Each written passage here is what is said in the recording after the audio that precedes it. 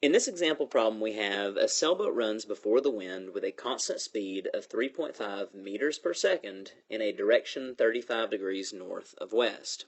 How far A west and B north has the sailboat traveled in 30 minutes?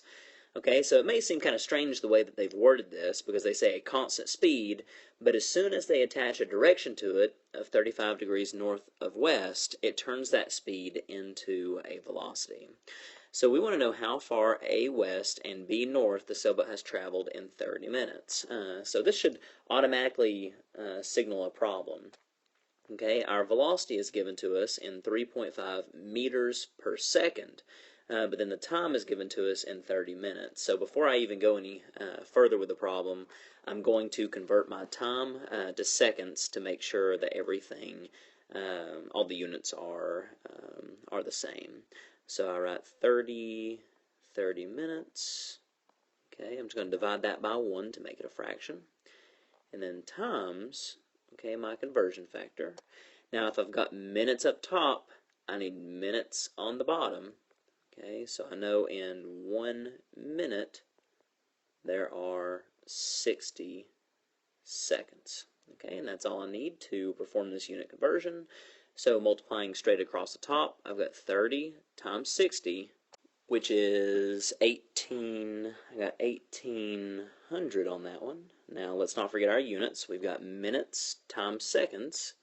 So I've got minutes, okay, times seconds. Now straight across the bottom, 1 times 1. That gives me a 1 on the bottom. This does not have a unit times minutes. So on the bottom I have just minutes. Now you can see that I've got minutes divided by minutes. Okay, so my minutes cancel out. And I'm left with 1800 divided by 1. Okay, so 1800. And then my unit that's left over is just seconds, which is what we want. Okay, now the next thing I'm going to do is I'm going to plot my, my velocity onto the graph. So it's the magnitude of my velocity. The magnitude of the velocity is, okay, 3.5 meters per second.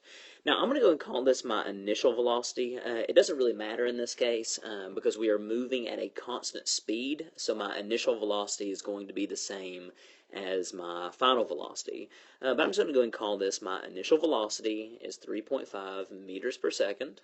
Okay, and I know that it's at 35 degrees north of west. Okay, so I'm going to first draw my velocity. Oh, that's terrible. Let's redo that. I'll draw my velocity vector. Now this is not drawn to scale. I'm drawing this way out of scale just to make it a little bit easier for you to see. And we're 35 degrees north of west. Okay, so that's going to be up. So north from the west axis. So measured from here to the vector is 35 degrees. All right, now I can set up my right triangle. So from the tip of my vector all the way down, okay, I just draw a dotted line here. Okay, there's my right triangle. And of course I know that my hypotenuse is 3.5 meters per second because that's the magnitude of my velocity. Now keep in mind that I am solving, okay, for the components of a velocity vector in this case. So when I solve for the vertical side of my triangle, so the side that's going up and down, just like my y-axis, I'm going to be solving for the y component of my initial velocity. Okay, so the way that I label this is v naught and then y to make sure that we remember that it's the y component of the velocity. And likewise, when I'm solving for the horizontal side of my triangle, that's going left to right, like my x-axis, so that is going to be the x component. So v naught x of my initial velocity. Okay, so at this point, now all we have to do is just use our trig functions to solve for my x and y component of my velocity, and then I can use my kinematic equations to solve this problem. Okay, so just to make sure that we have enough room, I'm going to go ahead and go to the next slide. So I'm going to be going back and forth between the next slide and this slide, just to make it a little bit easier to see. Okay, so I'm going to start by writing sine. Okay, so I've got sine of my angle, which is 35 degrees. So sine of 35 degrees is equal to, okay, so sine of 35 is equal to opposite. So my y component of the initial velocity, so v naught y divided by, okay, the hypotenuse, which in this case is the 3.5 meters per second. Okay, so divided by 3.5 meters per second. Now, to solve for my y component, just multiply both sides by 3.5 meters per second. Multiply the other side by 3.5 meters per second. Okay, now what happens on the right-hand side? The 3.5's cancel out, and I'm just left with the y component of my initial velocity, and that is 3.5, and I'm going to put this in parentheses just to make it a little easier to see. 3.5 meters per second times sine of 35 degrees. Okay, typing this into my calculator, I get approximately 2.00 meters per second is equal to v naught y. Now, just a note here, I'm not going to be using 2.00 in all of my future calculations. I'm actually going to be using that whole entire number that's in my calculator. So if you type this in, okay, it's going to be 2.007517527223. All right, so that's just too much to write as we're walking through this problem together, but I'm not going to use this 2.00. I just write it down to help me keep track of all the numbers that I'm using. But when I actually plug this number in to like another part of this problem, I'm going to use the entire 2.007517527223. Okay, so if some of the numbers don't quite look right, it's because that I'm using the entire number. I'm not rounding yet. I'm just writing it this way to help us keep track of it. Okay, now we do the same thing, okay, for our x component. So we're going to have cosine, this time cosine of 35 degrees, 35 degrees is equal to, okay, now this time it's going to be the adjacent side, so v naught x. So we've got v naught x divided by the hypotenuse, which is 3.5 meters per second. So 3.5 meters per second, doing the same thing that I did with my sine, multiply by 3.5, I'm running out of room there, and then do the same thing to the other side, so 3.5 meters per second.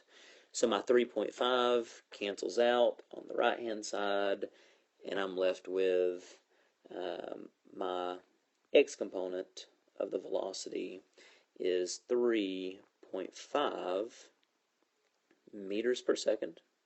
Okay, 3.5 meters per second times cosine of 35 degrees. There we go. Typing that into my calculator, I get approximately 2.86 meters per second. That is my x component of the velocity. Now, again, another note, I am not actually using this number in my calculations, okay? I'm just writing the first 3 digits to help me keep track. But when I plug this into my kinematics, I'm actually going to use the entire 2.867032155501 that's in my calculator. Okay, so before I continue forward, I'm just going to check my sign of my initial velocities.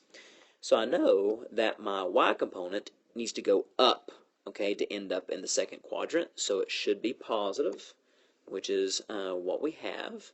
But my x component, on the other hand, okay, it needs to go left in order to get to the second quadrant. So I need to correct for my sign by just throwing that negative in there. Okay, Now, let's write down all the other information that we know about this problem. I know that I'm moving with a constant speed, so I know that my y component for the acceleration, is 0, because I am not accelerating in this case. Likewise, because I'm not accelerating, that means my x component for the acceleration is also 0. Okay. Now, the way that we've set up this problem, we started at the origin where both x and y are both equal to 0. So my initial positions, my initial position in the y is also 0, and my initial position in the x is 0 as well. Okay. Now, I think that's all the information that we have for this problem, so I'm going to write down my kinematic equations. Now remember, we no longer have just one kinematic equation. We've got two. Okay, now they're basically the same, but one we will use for all of my y components, and the other one is for all of my x components. So we have at the y final, so yf, so yf is equal to y initial, okay, because I'm using only y components, plus the initial velocity in the y times t plus 1/2 ay times t squared. Okay, so I've got I've got my kinematic equation for all of my y components, and likewise I've got the kinematic xf is equal to x naught plus v naught x times t plus 1/2 ax, so the x component of my acceleration, times t squared. Okay, now luckily in this case, since we're moving at a constant speed, we have a lot of things drop out.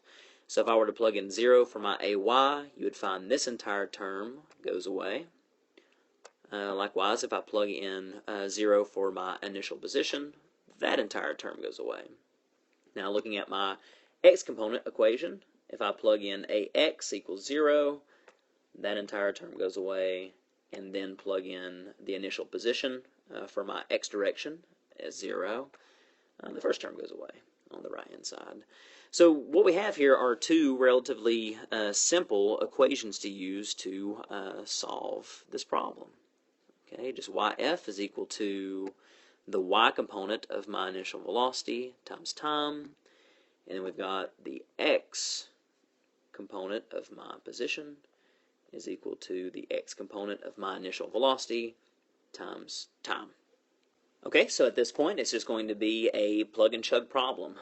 So I'm going to rewrite this on the next slide with all the information that I know. So just keeping in mind that my time for both the x direction and the y direction, my times are the same because time is a scalar quantity. We can't break it up into its x and y components. Okay, so just plugging in all of this information into my equations, I get xf is equal to negative 2.86 meters per second times the 1800 seconds. Okay. Now keep in mind that I'm not actually plugging in negative 2.86. I'm plugging in that entire number that I got, the negative 2.867032, blah, blah, blah, blah, blah. So if you're just plugging in negative 2.86 times 1800, your number will be slightly different than mine. Okay, so plugging in to my calculator, I get approximately negative 5,160, okay, and that's going to be meters, which is the same as negative 5.160 kilometers. And then finally, at the very end, I round with my sig figs. Okay, around my sig figs, and I get that my distance traveled in the x direction, so in this case it's going to be the negative, or the west direction, is going to be negative 5.2 kilometers. And that's what that negative tells me, is that it's west. So we box that one. Okay, now likewise for the y direction, just plug in the information that's given, and I get YF is equal to, okay, 2.00 meters per second times my time, which is 1800 seconds. Okay, now just keep in mind that I'm not using 2.00. I'm using the entire number that I have in my calculator, which is the 2.0075175, blah, blah, blah.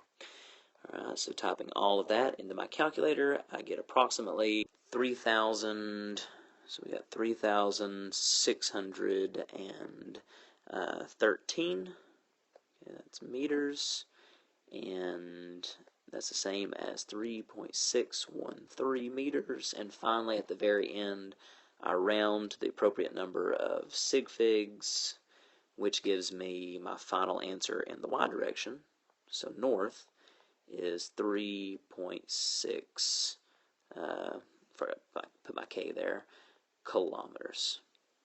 Okay, all right, so that's the end of this problem. If you guys have any questions at all, just raise your hand and ask.